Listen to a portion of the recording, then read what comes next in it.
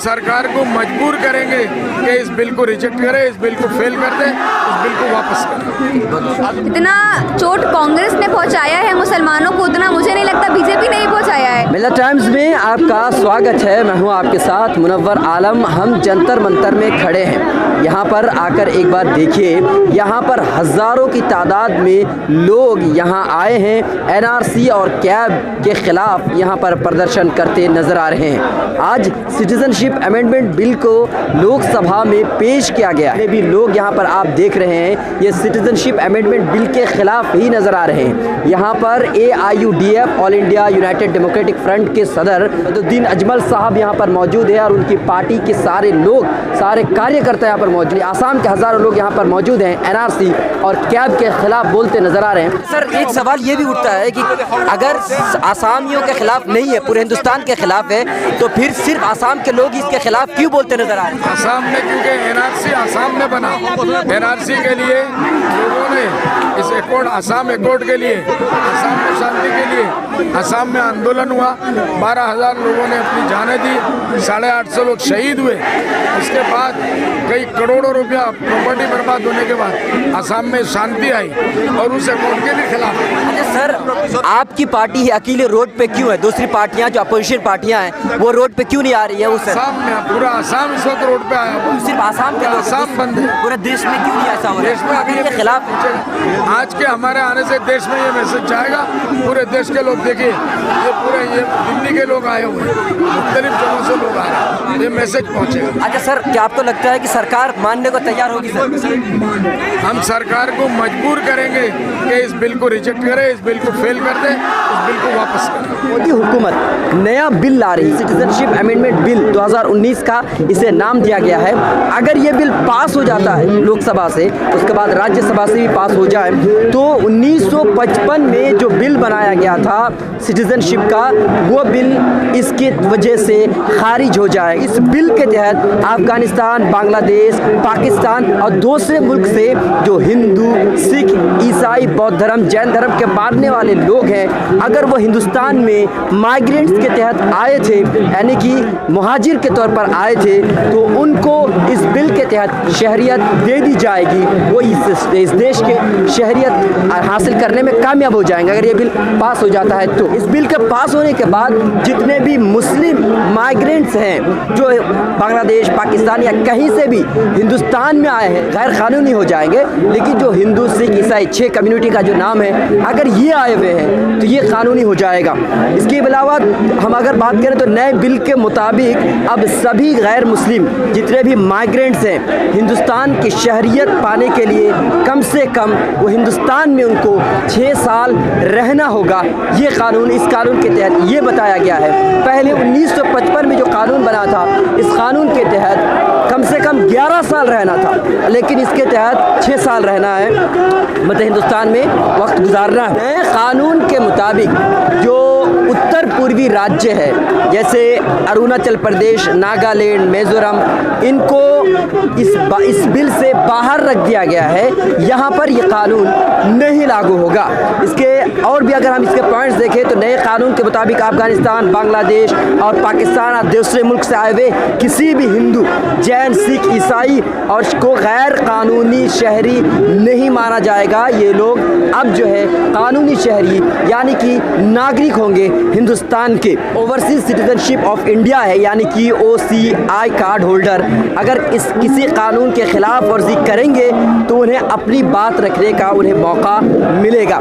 ये बिल अमित शाह ने लोकसभा में पेश कर दिया है।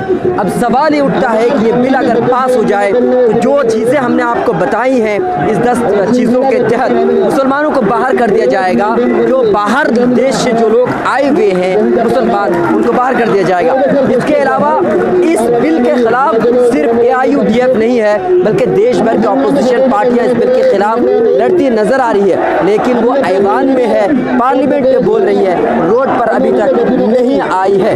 और AIUDF जो है ये जंतर मंतर में आकर और आसाम के कई इलाकों में वो प्रदर्शन प्रदर्शन करते नज़र आ रही है। इसकी सबसे बड़ी वजह यह है कि असम के लोगों को एनआरसी की वजह से और कैब की वजह से काफ़ी नुकसान पहुंचने वाला है। इसलिए क्योंकि यहाँ पर जो लैंग्वेज बोली जाती है, इस लैंग्वेज को नुकसान पहुंचेगा, यहाँ का जो कल्चर है उसे नुकसान पहुंचेगा, यानी कि असम के लोगों को नुकसान पहुंचेगा। इसीलिए आप देख रहे हैं असम के हज़ारों लोग इस भीड़ में इस यहाँ पर आए हुए हैं।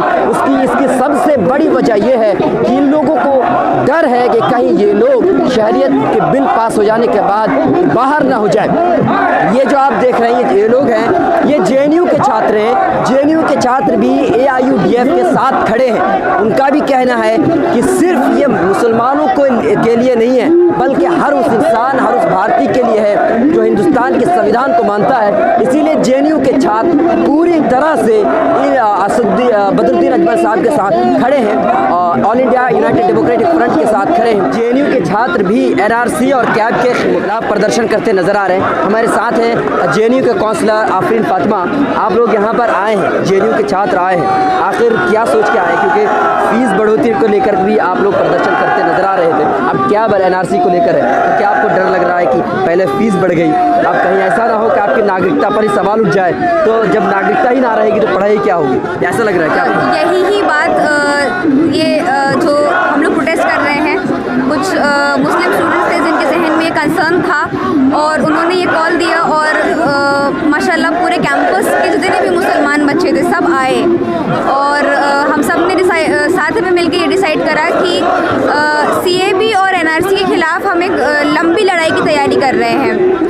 जितने भी प्रोटेस्ट बाकी ऑर्गेनाइजेशंस कॉल दे रही हैं, हम उनको हर बार जाकर सपोर्ट भी कर रहे हैं। जैसे यूनाइटेड अगेंस्ट हेट का प्रोटेस्ट हुआ था, हम उसमें भी गए थे, हम आज भी आए हैं।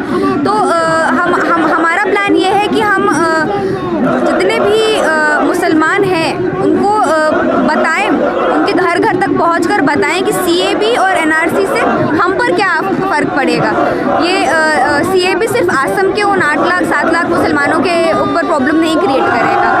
सीएबी क्योंकि जिस तरह एनआरसी में आर्बिट्रेरी तरीके से, बिना किसी ठोस तरीके से शहरियत दी जा रही है या नहीं दी जा रही है, तो कुछ पता नहीं है। क्या पता मेरा नाम हो, मेरे पिताजी का नाम ना हो, अम्मी का नाम हो, मेरा नाम ना हो। तो ये अलग अलग असम में भी हमने यही देखा, बहनों के एक बहन का नाम है, दूसरी बहन का नाम नहीं है, बच्चों का नाम है, माँ बाप का नाम नहीं है। तो ये एक जिस तरह से शहरियत दी जा रही है, उसके बाद हम नहीं चाहते कि इस आर्बिट्ररी तरीके से शहरियत दी जानी। लोग कहते हैं और हम सबको समझ भी आता है, कांग्रेस कोई बहुत अच्छी नहीं थी हमारे लिए, मुसलमानों के लिए खासकर। जितना चोट कांग्रेस ने पहुंचाया है मुसलमानों को, उतना मुझे नहीं लगता बीजेपी ने ही पहुंचाया है। कांग्रेस तो गले लगाकर हमको छुरा भोंका है, बीजेपी तो फिर भी सामने से आकर बोल रहा है कि हमको तुम नहीं पसंद, हम तुमको निकाल देंगे, भगा देंगे, जो भी है।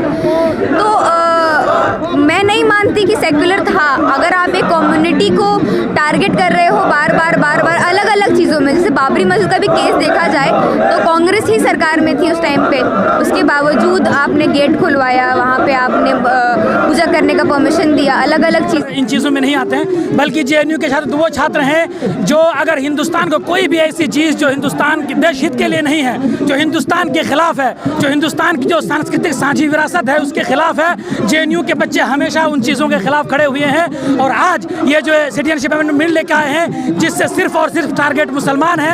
पहले तो एनआरसी ला के जो है जितने भी लोग हैं जिनको बांग्लादेशी या घुसपैठे करार दिए जाएंगे, उसके बाद फिर जो लोग नॉन मुस्लिम्स हैं, जिसमें क्रिश्चियन है, जैन है, बुद्ध है, पारसी है, इन लोगों को तो इस बिल के जरिए से सिटीजनशिप दे दी जाएगी, शहरियत दे दी जाएगी। सिर्फ एक मुस्लिम ही ऐसी कौम है जिससे शहरियत छीन ली जाएगी। उनको मैं इनसे पूछना चाहूँगा, भाई साहब, अमित शाह बार बार ये कहते हैं कि भाई मुसलमान या मज़हब के वजह से जो है उनको तफरीक नहीं किया जाएगा, बांटा नहीं जाएगा।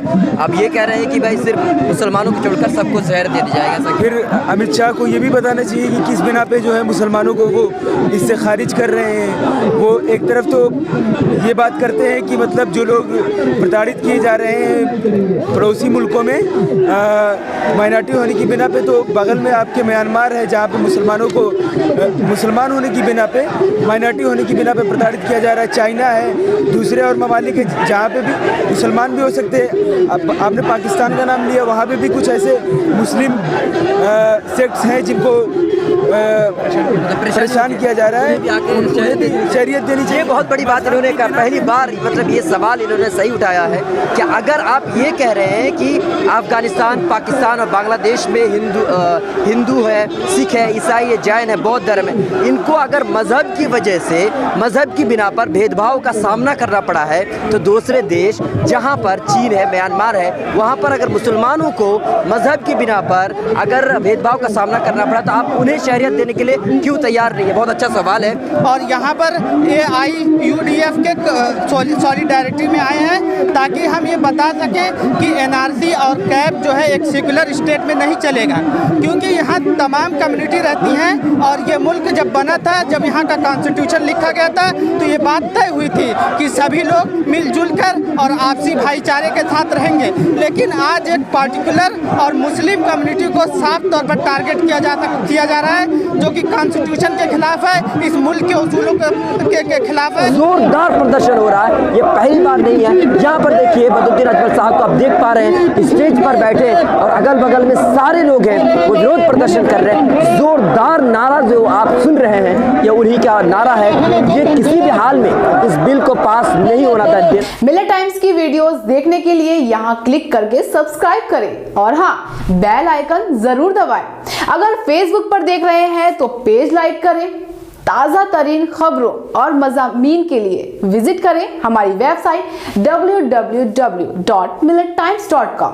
हमारी ये वेबसाइट उर्दू, हिंदी, इंग्लिश तीनों लैंग्वेज में मौजूद है।